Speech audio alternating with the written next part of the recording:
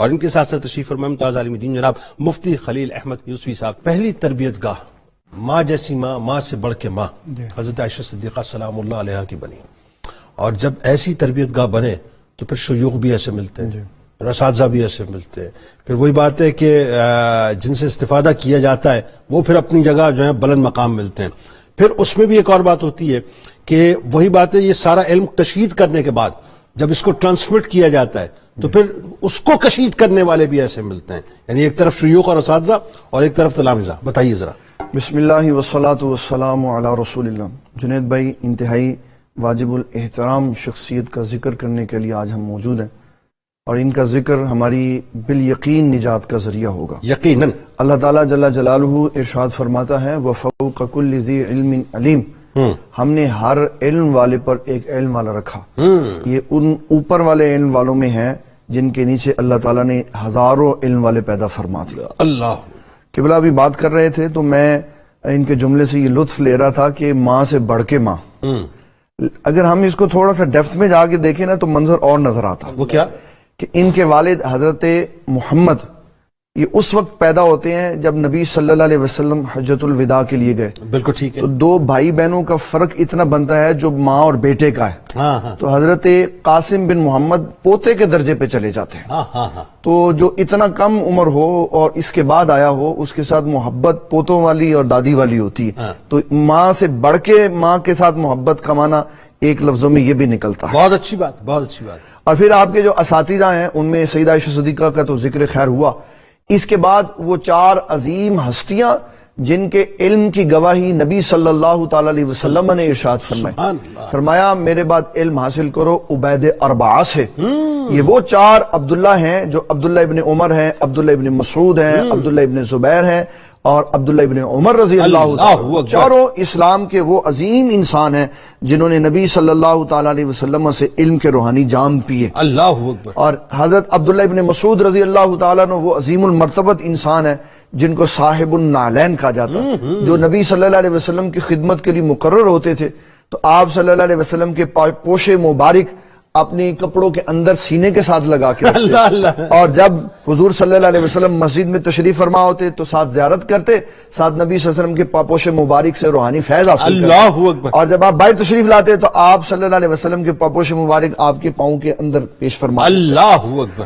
عبداللہ ابن عمر جن کو نبی صلی اللہ تعالی علیہ وسلم نے علم و حکمت کا سمندر کہا. حضرت عبداللہ ابن عباس رضی اللہ تعالیٰ عنہ جنہیں نبی صلی اللہ علیہ وسلم نے دعا کر کے اللہ سے علم لے کر دیا. مفسر قرآن، مفسر قرآن، پہلے مفسر جنہوں نے آیتیں رسول اللہ صلی اللہ علیہ وسلم سے سنی اور معانی پوچھے. جنید بھائی اس میں ایک ضمن میں بات کرنا چاہتا ہوں. یہ وہ لوگ ہیں جنہوں نے اپنی تاریخ میں کبھی یہ نہیں کہا کہ ہم کیونکہ عربی دان ہیں ہمیں سیکھنے کے لیے کسی کی ضرورت نہیں. عربی دان ہونے کے باوجود قرآن مجید کا ایک ایک لفظ سیکھنے کے لیے رسول اللہ کی بارگاہ میں یعنی نظام نہیں تھا ان میں، انکساری تھی.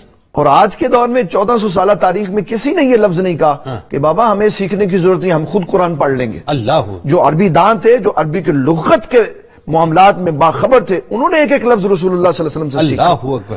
پھر اس کے بعد حضرت سیدنا ابو ہریرہ رضی اللہ عنہ حضور صلی اللہ علیہ وسلم کی محبتوں کا مرکز، کہ جب آپ سے پوچھا گیا آپ نے اتنا علم کیسے حاصل کیا، کہا تاجر تجارت کرنے چل جاتے، کھیتی باڑی کرنے والے کھیتوں میں چلے جاتے، میں رسول اللہ کے دروازے اللہ اکبر. کیا آپ صلی اللہ علیہ وسلم جو بات ارشاد فرماتے میں اس کو سن کر محفوظ کر لیتا. اتنے قوی لوگوں سے جب حضرت قاسم بن محمد بن ابی بکر علم سیکھتے ہیں تو وہ ایک سورج بن کے نکلتے ہیں.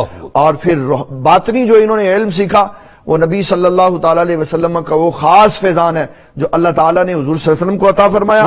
آپ نے سیدنا صدیق اکبر کو عطا فرمایا.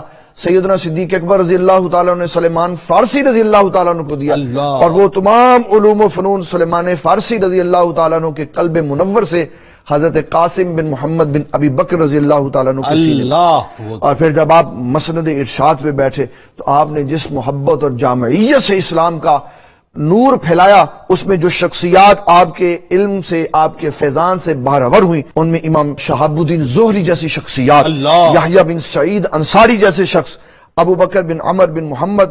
اور خود یہ بہت بڑا کمال ہے جنید بھائی، لوگ دوسرے فیض لے جاتے اپنے محروم رہ جاتے، لیکن ان کے اپنے بھی فیض یاب ہوئے. ان کے اپنے بیٹے عبد الرحمن بھی فیض یاب ہوئے اور خوب جی بھر کر اپنے والد گرامی سے فیض لیا. اللہ. تو یہ ان کا اساتذہ اور شاگردوں کا. آج کے اگر ہم دور میں دیکھیں نا تو کوئی ایک بہت بڑے پروفیسر سے پڑھ لے ایک تو وہ اپنے نام کے ساتھ مختلف ٹیگ لگاتا. انہوں نے کتنے بیسیوں ان علماء سے پڑھا جنہوں نے رسول اللہ کی زیارت کی, جو پروفیسرز کے پروفیسر. جی بالکل. اچھا, آخری ایام میں اپنے بیٹے کو آپ نے کوئی نصیحتیں فرمائی, بڑی کمال نصیحتیں ہیں, اس پہ ذرا سے گفتگو فرمائیے. پھر ساتھ ساتھ جو مرویات آپ کی اس کے بارے میں بتائیے, اور ارشادات بھی آپ کے بڑے کمال ہیں, جس سے میرا خیال ہے. اچھا, میرا اپنا ماننا یہ ہے کہ اس طرح کی ہستیوں کی جب آپ ارشادات پڑھتے ہیں تو آپ کو ایکچولی جو ہے نا وہ اصل آئینہ نظر آ رہا ہوتا ہے دنیا کا, یہ دنیا کی حقیقت کیا ہے اور آپ کی اپنی حیثیت کیا ہے, اور پھر اس آئینے میں اگر آپ سمجھ لیتے ہیں اپنے آپ کو تو بہت مسئلے آسان ہو جاتے ہیں. بتائیے ذرا. جنید بھائی, سب سے پہلے ان کی اپنے بیٹے کو جو نصیحتیں ہیں اس میں سب سے پہلی نصیحت جو انہوں نے ریٹرن لکھ کے دی اور پوری دنیا کو اس کے اوپر بطور گواہ بنایا, آنے والے لوگوں کو, کہ آپ نے لکھا کہ یہ یاد رکھنا میں دنیا سے توحید کے اوپر قائم ہو کے جا رہا ہوں. کیا اچھا جملہ ہے, کیا اچھا جملہ ہے. کہ یہ نہ سمجھنا میرے ایمان کے بارے میں شک نہ کرنا, میں توحید کے اوپر قائم اور سلامت ہو. اللہ اکبر, اللہ. پھر اپنے بیٹے سے اپنی آخری رسومات کے بارے میں بات کی کہ اس لباس میں مجھے قبر میں اتارنا جس میں میں نماز پڑھا کرتا. اللہ اللہ اللہ. یہ اپنے دادا جان سیدنا صدیق اکبر کا طریق ہے. وہ بھی ایسے کہہ رہے تھے سیدہ عائشہ صدیقہ سے, تو سیدہ عائشہ صدیقہ نے کہا لوگ کیا کہیں گے کہ ہم اتنے بھی نہیں کہ اپنے ابا جان کو پورا نیا کفن دے سکے. تو آپ نے فرمایا قبر کے اندر نیا کفن نہیں دیکھنا, اعمال دیکھے جانے ہیں. ہائے ہائے, نئے کپڑے تو ان لوگوں کے لیے جو دنیا میں چل دنیا میں یہ دیکھا جانا ہے کہ کون بندہ کون سے اعمال لے کے آ رہا. اللہ اکبر. تیسری سب سے اہم بات, آپ نے فرمایا میری قبر پہ کوئی شے تعمیر نہ کرنا. اگر قبر پر تعمیر کا جواز نہ ہوتا تو اس بات کے کہنے کی ضرورت ہی نہیں تھی, کیونکہ آپ جانتے تھے کہ میری اولاد متبع شرع ہے, کوئی ناجائز کام نہیں کرے گی. جائز تھا تو فرمایا اس کو خالی رہنے دینا تاکہ پتہ چلے عام بندے کی قبر ہے. اس پہ محدثین نے گفتگو کرتے ہوئے بڑی وضاحت کی کہ قبر کے اوپر بلڈنگ بنانا اور عمارت بنانا اس لیے جائز ہے کہ نبی صلی اللہ علیہ وسلم کی قبر انور اس جگہ پہ بنی جس کے اوپر پوری چھت موجود تھی. اگر نہ ہوتی تو صحابہ کرام اگر وہاں تدفین بھی فرما دیتے تو اوپر سے چھت ہٹا دیتے کہ قبر کے اوپر کچھ بنانا جائز نہیں. لیکن ام المومنین سیدہ عائشہ صدیقہ رضی اللہ تعالیٰ عنہ کی حدیث بتا رہی ہے کہ چھت مسلسل تھی, جب کبھی قحط سالی ہوتی اوپر سے چھت کھول دیتی, روشن دان کھول دیا کرتی, اللہ کی بارگاہ میں عرض کرتی مولا ہم پہ نہ برسا اپنے محبوب کی قبر. ایسے ہی, اور صحابہ آپ کی بارگاہ میں آ کے سوال کیا کرتے تھے. بالکل ٹھیک ہے. اس سے پتہ چلا کہ قبر کے اوپر بلڈنگ بنانی یا بلڈنگ کے نیچے قبر بنانا اس میں شرعی طور پر کوئی اختلاف نہیں ہے. اور عام بندے کی قبر ایسی ہونی چاہیے جو بالکل نرم اور کچی ہو, اور اتنی اوپر ہونی چاہیے کہ جیسے مسنمن کا لفظ لے کر وضاحت کی گئی کہ اونٹ کی کوہان ہوتی ہے کہ دور سے نظر آئے, کوئی اس کے اوپر پاؤں نہ رکھے اور اس کے اوپر کونی نہ رکھے. پھر جو آپ کے ارشادات ہیں, آپ نے ان میں ایک بڑا کمال ارشاد فرمایا اللہ تعالیٰ کی معرفت حاصل کرنا, پھر اس کے بعد دنیا میں انجان بن کے رہنا. اس کی وضاحت بڑی خوبصورت ہے. انجان بن کے رہنے کا معنی یہ ہے کہ لوگوں کو یہ نہ بتانا کہ میں اللہ کا معرفت حاصل کر چکا ہوا انسان ہوں, بلکہ عاجزی اور انکساری کے ساتھ ایسے رہنا جیسے عام بندے رہتے ہیں, یعنی آئیڈینٹیفائیڈ ہو کے ان آئیڈینٹیفائیڈ ہو. بالکل ایسا ہی ہے. اور پھر فرمایا یہ جملہ آپ کا قیامت تک کے لیے سنہری حروف میں لکھا جائے گا کہ صحابہ کرام رضوان اللہ تعالیٰ علیہ مجمعین کے آپس کے جو اختلافات ہیں وہ امت کے لیے رحمت کا سبب. یہ آج لوگ کہتے ہیں وہ اس نے فلانے نے اس طرح کہا, تو آپ نے ان کے لیے یہ جملہ ارشاد فرمایا کہ ان کے اختلافات پہ غور نہیں کرنی بلکہ یہ دیکھنا ہے کہ اس اختلاف کی وجہ سے رحمت برس رہی ہے. اللہ اکبر. پھر تیسری بات آپ نے اپنے اقوال میں یہ فرمائی کہ اپنی عزت انسان تب ختم کر دیتا ہے جب وہ بات کرتا ہے جو اس کو معلوم نہیں ہوتی. عزت انسان کی یہی ہے کہ وہ بات کرے جو اس کو معلوم ہو, اور اگر کوئی بات معلوم نہیں ہے تو اس جملے کے کہہ دینے میں کوئی حرج نہیں ہے کہ میں نہیں جانتا. اور پھر ایک اور سرکار نے فرمایا نا جو چپ رہا اس نے نجات پائی. اور پھر جو آپ کی مرویات ہے اس میں اتنی خوبصورت باتیں ہیں. ہاں بتائیے. پہلی بات, ام المومنین سیدہ عائشہ صدیقہ رضی اللہ تعالیٰ عنہ فرماتی ہیں, اس کے راوی حضرت قاسم. کتنی مرویات ہیں ویسے آپ سے؟ ویسے آپ کی ٹوٹل 200 سے زائد مرویات ہیں. اچھا. اور صحاح ستہ میں تقریباً 144 مرویات ہیں. اچھا, ماشاءاللہ. 6 کتابوں کے اندر ماشاءاللہ. ان میں ایک خوبصورت روایت ام المومنین سیدہ عائشہ صدیقہ طیبہ طاہرہ رضی اللہ تعالیٰ عنہ فرماتی ہیں, ایک دن نبی صلی اللہ علیہ وسلم نے فرمایا کہ جس کا اللہ تعالیٰ نے حساب و کتاب لیا وہ تو بالکل تباہ ہو گیا. اللہ. سیدہ عائشہ صدیقہ بھی بڑی محدثہ تھی, قرآن کی عالمہ تھی. عرض کرنے کی اگر کریم صلی اللہ علیہ وسلم اجازت دو تو عرض کرو. آپ نے فرمایا ہاں جی بتائیں. عرض کی حضور اللہ تعالیٰ تو فرماتا ہے فَأَمَّا مَنْ أُوتِيَ كِتَابَهُ بِيَمِينِهِ فَسَوْفَ يُحَاسَبُ حِسَابًا يَسِيرًا کہ ہم جس کی کتاب دائیں ہاتھ میں دے دیں گے اس کا حساب تو ہم آسان کر دیں گے تو پھر مشکل کیسے ہوا؟ تو آقا کریم صلی اللہ علیہ وسلم نے فرمایا اس حساب سے مراد ہے اللہ کی بارگاہ میں پہنچنا. تو جس کے ہاتھ میں کتاب ہوگی وہ اللہ کی بارگاہ میں کامیابی سے پہنچے گا. اور جو سختی والا حساب ہے یہ وہ ہے جس سے اللہ تعالیٰ نبٹنا چاہے گا.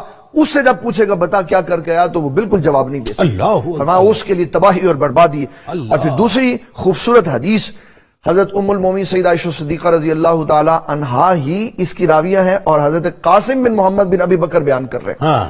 فرماتی ہے نبی صلی اللہ علیہ وسلم اپنے آستانہ اقدس میں تشریف لائے تو پردے کے اوپر ایک تصویر بنی ہوئی تھی. آپ نے دیکھا حضرت جبرائیل علیہ السلام نہیں آئے. آپ نے فرمایا جبرائیل کدھر رہ گئے؟ پوچھا وہ تو باہر رہ گئے. آپ نے فرمایا آپ کیوں نہیں آئے؟ عرض کی حضور جہاں تصویر ہو یا کتا ہو یا جنبی آدمی ہو میں وہاں نہیں جاتا.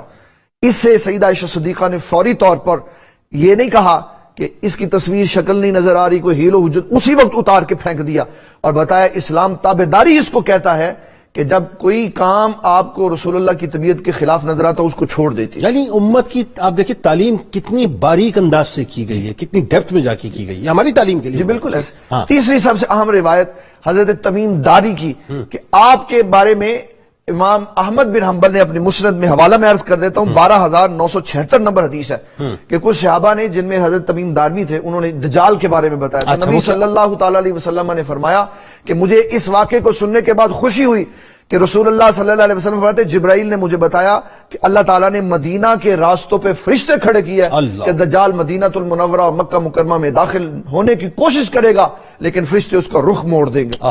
اس طرح کی 200 مرویات ہیں جو حضرت قاسم بن محمد بن ابی بکر رضی اللہ تعالیٰ عنہ کی طرف ہے. سبحان اللہ. بہت شکریہ.